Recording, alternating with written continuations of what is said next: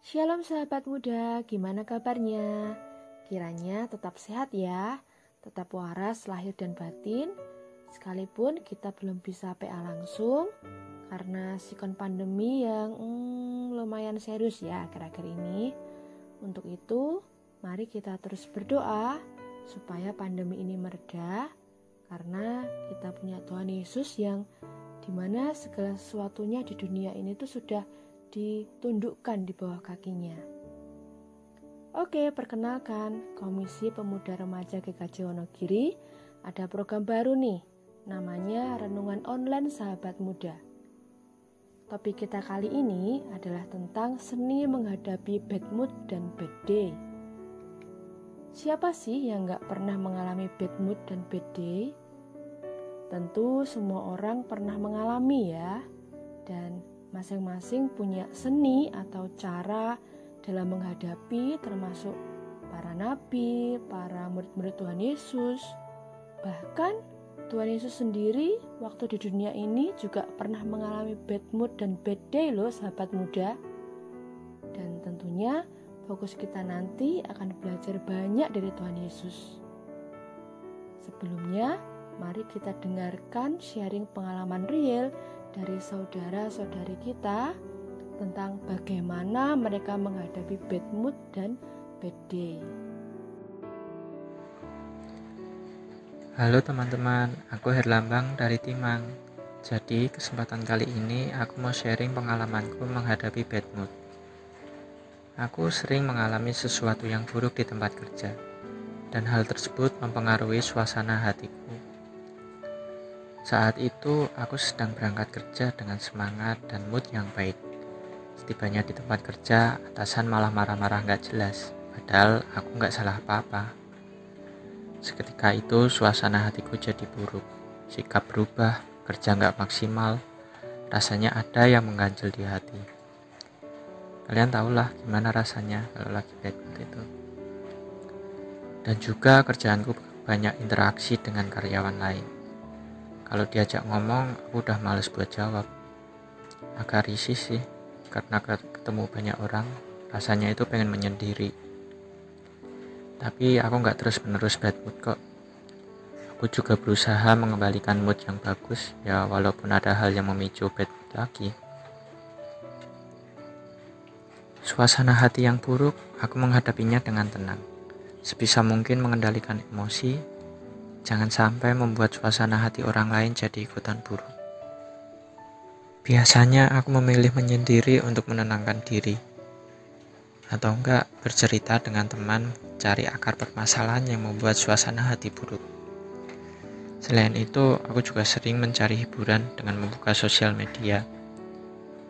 Dan yang terpenting bagiku sih adalah berdoa, menceritakan hal yang membuat suasana hati buruk tadi, dan memohon kepada Tuhan untuk ketenangan, pengendalian diri, dan kesabaran. Itu sih sharing pengalamanku. Semoga kalian gak bad mood saat mendengarkanku. Terima kasih. Halo teman-teman, aku Glory dari Timang. Jadi di sini aku mau sharing pengalamanku mengalami bad day dan gimana cara aku mengatasinya. Ini ceritaku dapat apes beruntun dalam satu hari gitu. Jadi ceritanya waktu itu aku sama temanku mau ke Bank BTN di Mojosongo buat ambil buku tabungan sama rekening dari kampus. Tapi udah jauh-jauh ke sana ternyata belum bisa diambil karena kartu yang buat rekening ATM-nya itu habis atau gimana gitu, aku lupa. Itu yang pertama. Terus kan udah ya kita balik. Habis itu aku mau sekalian ambil uang di ATM depan kampus soalnya cashku habis. Nah ternyata uang di dalam ATM kampus tuh lagi habis. Pergilah aku ke ATM di Alfamart agak jauh dari kos, mana gak ada motor. Terus sampai sana ternyata ATM-nya rusak. Ya udahlah aku jalan balik ke kos. Terus aku kan nunggu sampai agak sorean tuh ya. Aku balik lagi ke ATM depan kampus, udah bisa. Udah kan ambil uang. Terus rencananya mampir ke toko depan kampus beli makanan gitu. Tapi waktu itu tuh tiba-tiba gerimis lumayan deras, gelap banget, mendung sama angin. Aku kan gak bawa payung tuh. Ya udah aku gak jadi ke toko, terus cepat-cepat balik ke kos sampai lari-lari. Dan sampai kos gak jadi hujan dong. Niatnya mau langsung balik ke toko, tapi aku parno kalau hujannya nipu. Nah kan tuh nunggu hujan dulu deh. Aku tunggu lumayan lama, gak hujan-hujan tuh, padahal aku tadi pas di luar udah gerimis deras banget. Akhirnya aku balik ke toko, kali ini bawa payung. Udah kan selesai belanja, baru beberapa langkah keluar dari toko tuh beneran hujan, bener-bener hujan deras banget plus angin.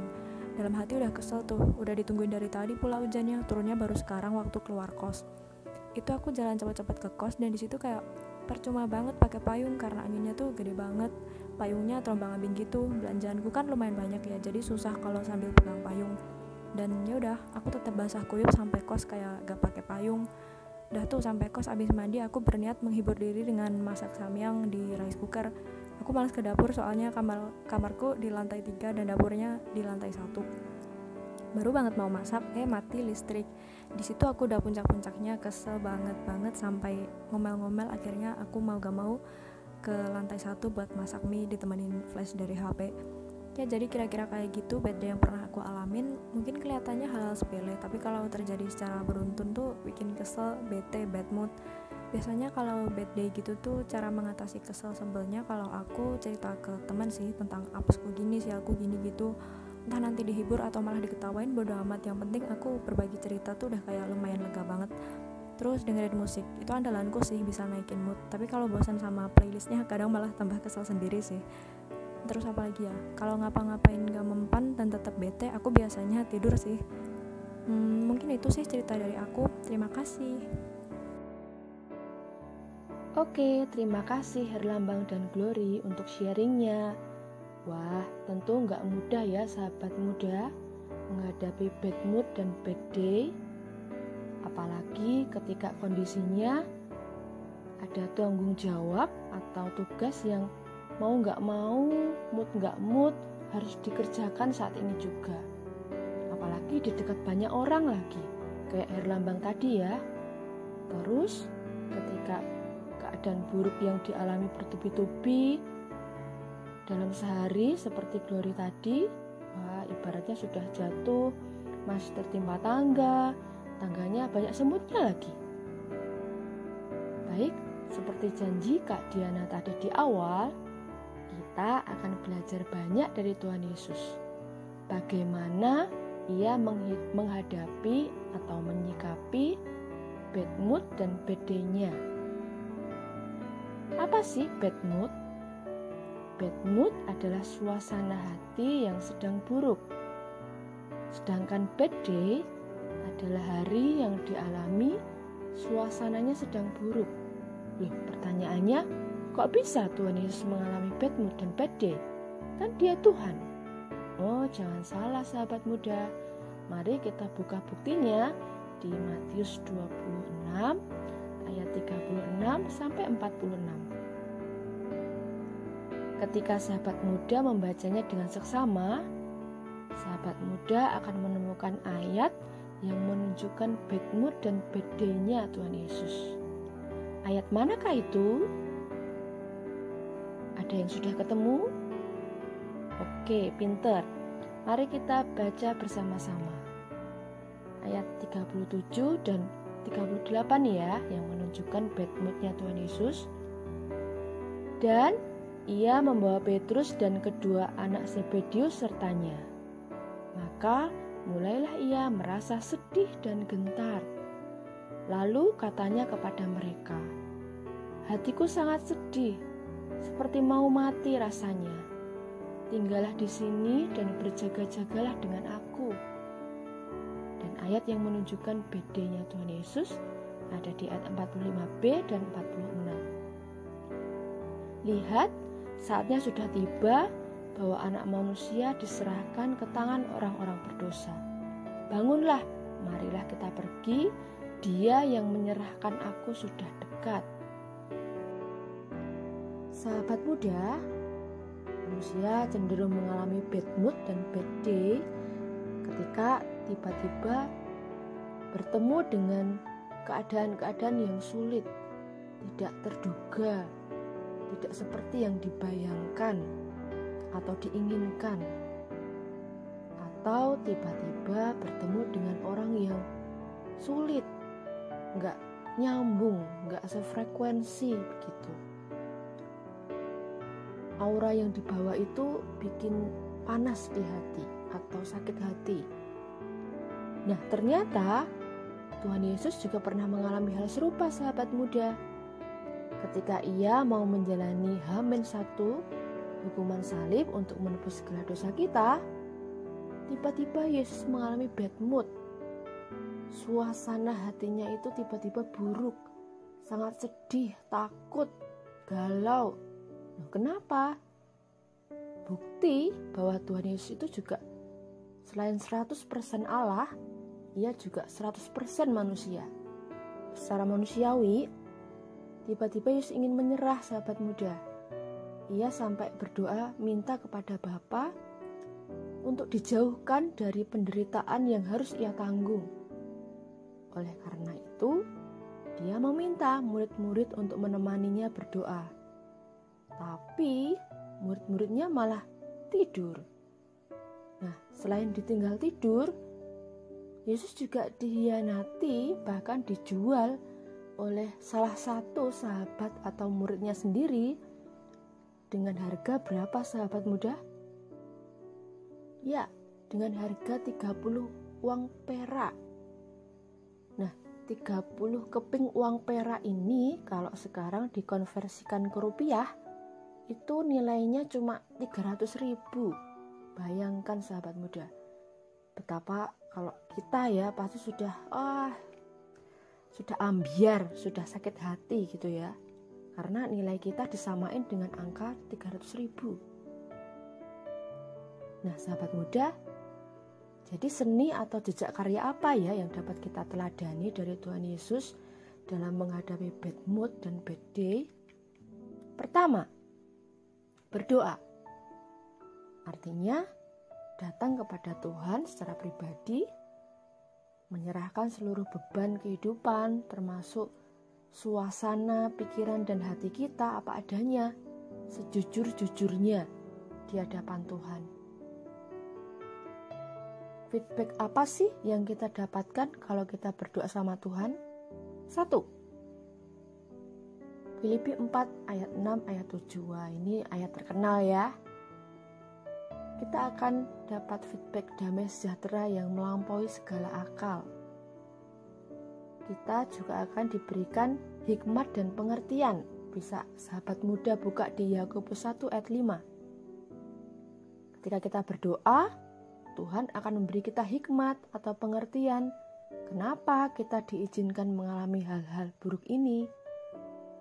Oh, ternyata Tuhan mau kita makin mengandalkan Dia. Oh, Tuhan mau kita makin bertumbuh dewasa secara spiritual dan maupun mental.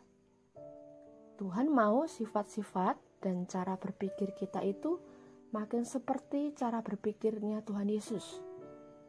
Atau mungkin Tuhan mau memacu nih ide-ide atau kreativitas kita.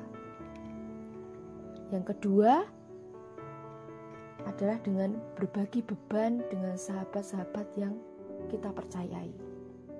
Karena ketika kita curhat, sebenarnya kita sedang melepaskan beban-beban dalam hati kita. Namun, belajar dari Tuhan Yesus ya, tetap jadikan Tuhan sebagai tempat curhat yang utama. Kenapa? Karena kalau sama Tuhan, kita nggak hanya berbagi beban, sahabat muda, tapi bisa menyerahkan seluruh beban. Karena Dia Allah yang sangat maha kuasa dan sangat peduli akan setiap hal dalam hidup kita. Gak pernah lelah, bosan untuk mendengarkan, dan pasti mengerti 100%. Tapi kalau kita curhat ke orang lain, belum tentu mengerti, dan belum tentu juga kondisinya itu siap untuk mendengarkan. Mungkin sedang ada masalah juga atau sedang sakit. Dan seni yang ketiga yang kita dapat teladani dari Tuhan Yesus adalah memiliki hidup yang mentuhankan Tuhan. Artinya apa? Jadikanlah Tuhan Yesus dan kehendaknya itu di atas segala-galanya. Ketika kita sudah memutuskan percaya dan menyerahkan seluruh hidup kita kepada Tuhan Yesus, maka seluruh beban-beban hidup kita itu sebenarnya sudah bukan hak milik kita lagi, sudah bukan bagian kita untuk ambil pusing gitu ya. Silakan sahabat muda buka di Galatia 2 ayat 19 ayat 20. Intinya bahwa hidup kita itu sudah bukan milik kita lagi, tapi milik Tuhan Yesus. Dia yang bertanggung jawab, bagian kita percaya, sambil melakukan apa yang menjadi bagian kita. Gak perlu sampai berlarut-larut dalam bad mood atau stress, overthinking gitu ya, gak bisa tidur, susah bayah banget, ngoyo banget gitu, seakan kita meragukan bagiannya Tuhan atau mencoba untuk mengambil alih apa yang menjadi bagiannya Tuhan.